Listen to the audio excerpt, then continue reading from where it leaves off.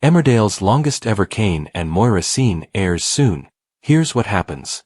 Emmerdale star Natalie J. Robb has teased next week's 12.5-minute scene between her character Moira Dingle and Jeff Hordley's Cain.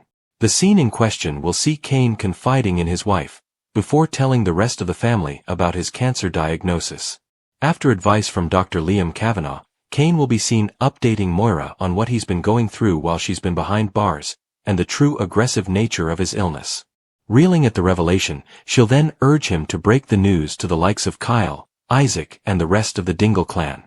Asked about the emotional moment, Robb said, "Well, that particular scene where he tells me, that was a 12.5-minute scene.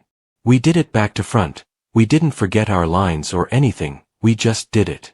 It was written very well by a writer called Adam Sales, who's kind of come up through the ranks. He knows the characters, and you can tell because sometimes when you're faced with a scene that's that long, you're a bit daunted because if it's not written particularly well for the characters, it's really difficult to learn. In this case you just had to read it a few more times. I could already hear Cain's voice, Jeff's voice, and it went in." She added, "You can feel the emotion and stuff when it's right, you can. Sometimes when you have to pick something up or it's on a different shot or whatever, you've got to try and get it back. But Tim, the director, is very good. He says he likes to do the close-ups first so you've got all your emotion in there, which is what he did. I thought Jeff was particularly great in that scene." Pressed on Moira's headspace, she said, "I think she's just in shock. She feels like her whole world is falling apart.